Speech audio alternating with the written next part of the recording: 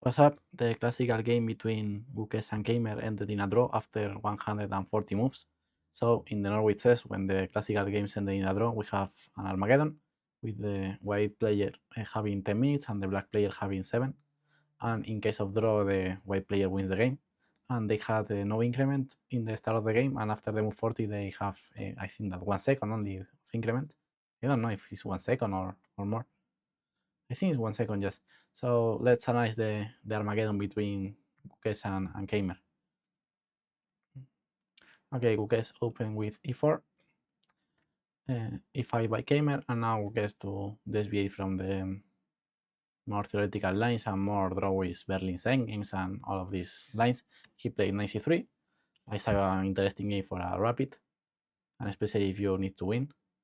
Knight c6, bishop c4, knight f6, d3. That's the Vienna opening.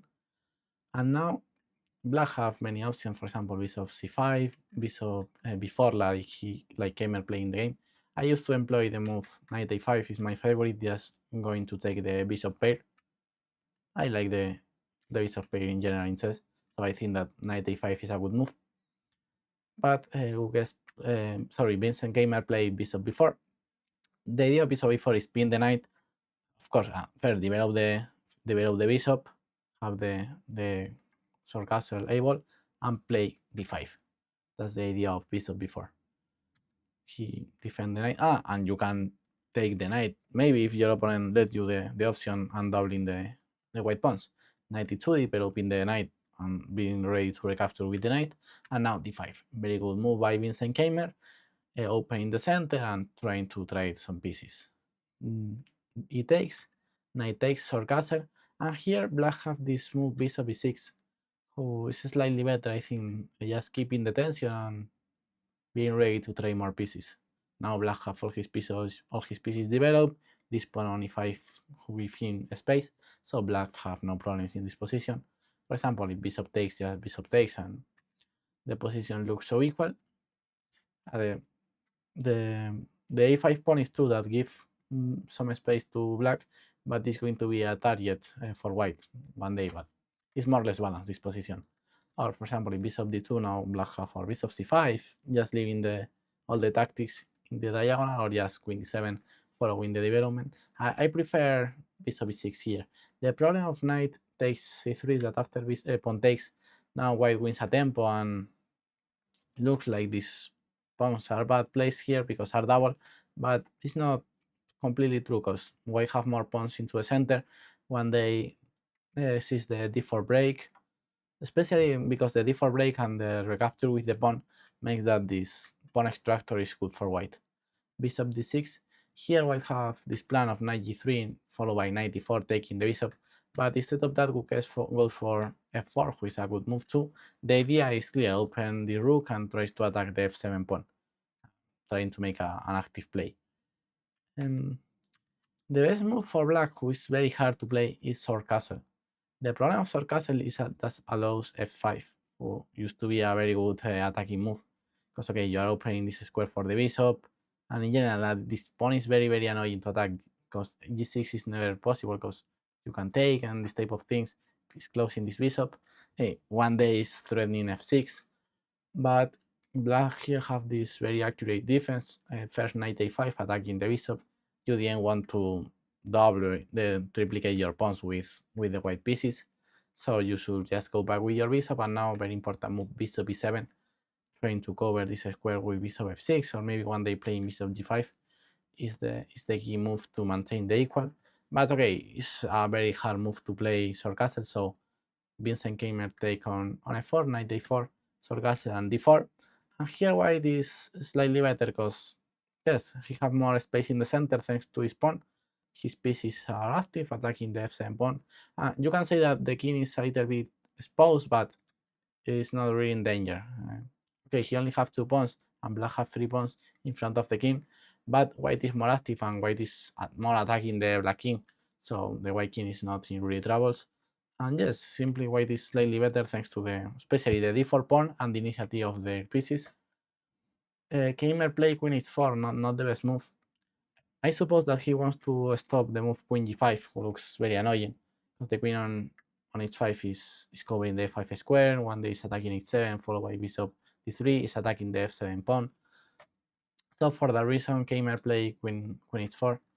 Better options could be on knight e7, just coming with pieces to the defense. Looks very natural because the knight in this pawn extractor with the pawn on d4 is completely misplaced on c6.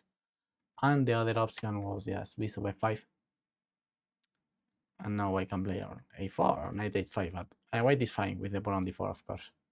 So black should have played here short castle. But I think that the start of the problems of Vincent Keymer came with taking on c3. I think take on c3 is the start of the Keymer's troubles.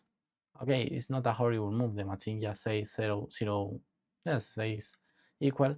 But I think that is the start of the troubles of black. Take on c3, I think is an important inaccuracy. Okay, knight c3, takes, bishop d6, f4. It takes, knight takes, short castle, and d4. Here, okay, queen h4 by Vincent Keymer, g3, queen g4, bishop e2, of course, avoiding the queen straight. He moved again the queen, and it's the third time that he moved the queen a row. And just to place it on d7, knight h5. The idea of knight h5 is clear, just bishop h6, and you cannot take the bishop because knight f6. For example, you make a stupid move like a5, here bishop h6. Here it's not easy for black to find a move, because for example rook e8 doesn't work because just bishop c4 attacking f7.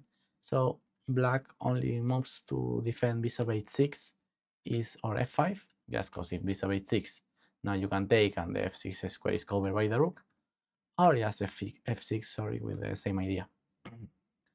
So, but okay, if you find that black is threatening bishop h6, it's not so difficult to play f6 or f5.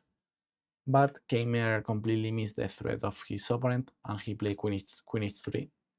And after bishop h6, brilliant move, and Gukesh is completely winning here. Okay, you cannot take the bishop. Yes, okay. You cannot take the bishop because queen d2 and queen h6 is coming, and if you don't take the bishop, white is taking on g7. So black is more or less obligated to take on h6, because if not, bishop g7 is coming and the position is completely lost, of course. And so for that reason he takes the pawn, but just after queen d2, followed by queen h6, and black have no defense. He tried f6, because for example white is threatening take here, and later is checkmate here, knight f6, bishop d3, everything is coming, and black is completely dead. The black pieces are so far from the defense, because this bishop is not defending nothing the king side. This bishop is not defending. This knight is not defending, and the queen looks like it's close, but is having problems with discover attacks. So black have 0 pieces in the defense, and no pawns, because the pawn structure is completely damaged. Keymer tried f6, but now after bishop h6, the position is completely winning. Keymer tried f6, just queen h6 5 by Gukesh, rook f7, rook f6. Everything works, but rook f6 is the strongest move. Just trying to break all the position and coming with the other rook to f1 after a possible trade of rooks. Knight e5 and just take queen g7. Here, yes, he just takes the pawn, and here Keymer resigns. Apart, Keymer having time in the clock, and he needs to make like 20 moves in 8 seconds. But the position is just mate in 6 or mate in 7. So very good game by Gukesh. I really like the move bishop h6. I think that Keymer first mistake was here knight takes c3. I don't like these moves. I think that after knight c3, the position of Gukesh is just more pleasant. Here again, it takes f4 is not a good move, but okay, short castle is hard to play. But here, the plan of queen h4 is very strange. I really prefer knight d7. But again, the black position is very hard, and here f6 or f5, but white still win better. And after this blunder, bishop h6, brilliant move, and Gukesh take the Armageddon in just 22 moves. So good win by Gukesh, who received, the player who won the classical game received 3 points. The guy who lost the classical received 0. And in the Armageddon is 1.5 points for the player who wins, and 1 point for the player who loses. So 1.5 points for Gukesh, who start well the tournament. And tomorrow he's going to face who's going to face Gukesh? wesleyso. So let's see how continue the tournament. For the first round, I analyze both classical and Armageddon games of Keymer against wesleyso, and now I'm going to analyze and upload early the game between Karsen and Firuza. So follow me to see what happened in Norway, and see you tomorrow.